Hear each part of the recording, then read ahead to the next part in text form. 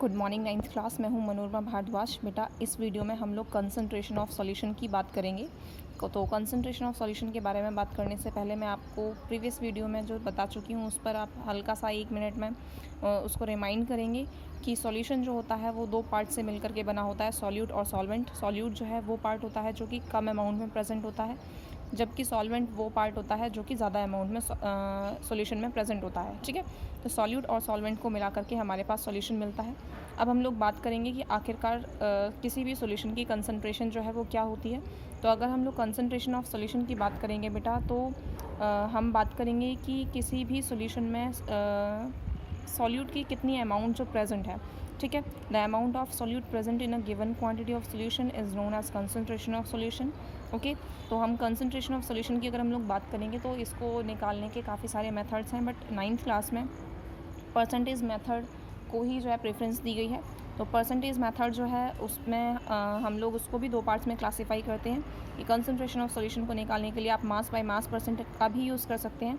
इसके अलावा आप मास बाय वॉल्यूम परसेंट का भी यूज़ कर सकते हैं। ठीक है, मास बाय मास परसेंटेज को आप W बाय W परसेंटेज से भी रिप्रेजेंट करते हैं, जबकि मास बाय वॉल्यूम परसेंटेज को आप W बाई एम से भी रिप्रेजेंट करते हैं बेटा। ठीक है, तो W बाई एम से रिप्रेजेंट करते हैं। हालांकि 9th क्लास में जो फोकस किया गया है बेटा वो मास बाय मास परसेंटेज पर किया गया है। हालांकि मैं आपको फॉर्मूला जो है वो मास बाय वॉल्यूम परसेंटेज का भी बताऊंगी, लेकिन हम लोग जो है जो भी न्यूमेरिकल करेंगे या जो भी फोकस करेंगे हम लोग मास बाय मास परसेंटेज पर ही ज़्यादा फोकस करेंगे।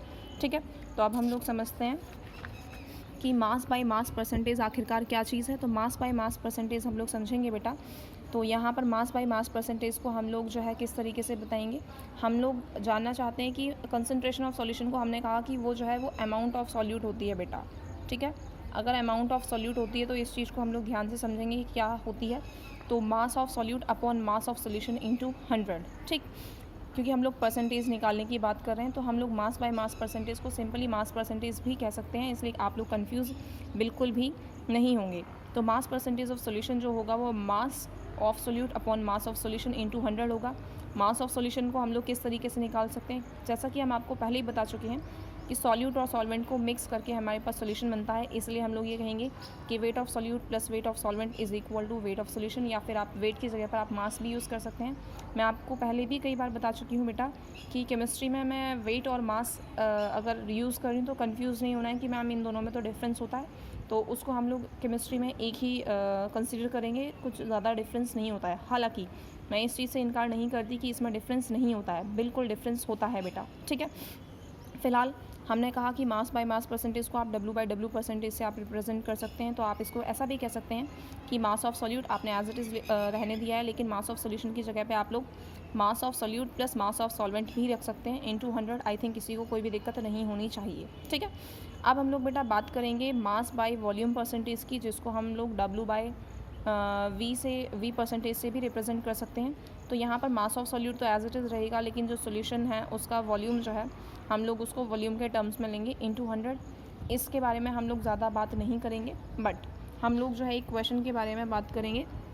वो क्वेश्चन है आपके पास में, a solution consist 40 gram of common salt in 320 gram of water. आपसे कहा गया है कि एक सॉल्यूशन है जिसमें कि 320 ग्राम वाटर में 40 ग्राम कॉमन सॉल्ट है। कॉमन सॉल्ट हम लोग सभी जानते हैं, टेबल सॉल्ट, जिसका फॉर्मूला जो है NaCl है, जिसका अगर हम केमिकल नेम की बात करेंगे तो सोडियम क्लोराइड है। आपसे कहा गया कि calculate the percentage in terms of mass by mass percentage of the solution.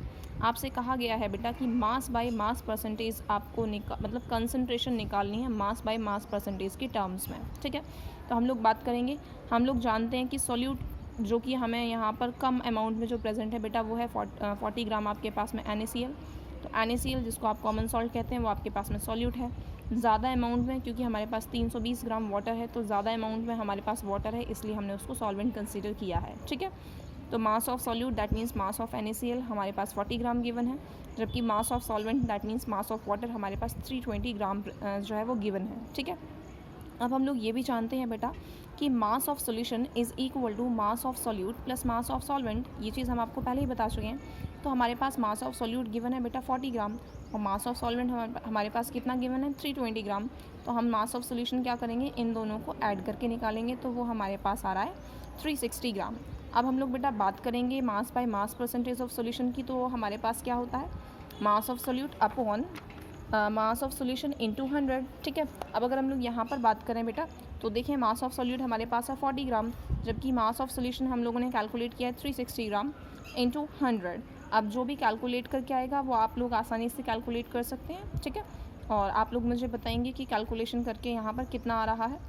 इसके अलावा मैं आपको होमवर्क में एक क्वेश्चन जो है वो दे रही हूँ, वो है आपके पास में आपसे कहा गया है, if 110 gram of copper sulphate is present in 550 gram of solution, calculate the concentration of solution.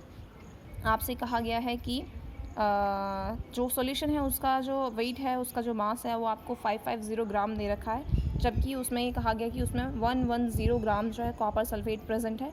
आपसे कंसंट्रेशन ऑफ सॉल्यूशन जो है वो फाइंड आउट करवाया गया है। तो आप इसको जो है सॉल्व करेंगे और कैलकुलेट करके बताएंगे, मुझे कमेंट बॉक्स में कमेंट करके ज़रूर बताएंगे कि इस क्वेश्चन का आंसर कितना आ रहा है। ओके, आज के लिए इतना ही। अगर आपको इस टॉपिक से रिलेटेड कोई भी क्वेरी है तो फिर आप लोग मुझसे पूछ सकते हैं। Thank you.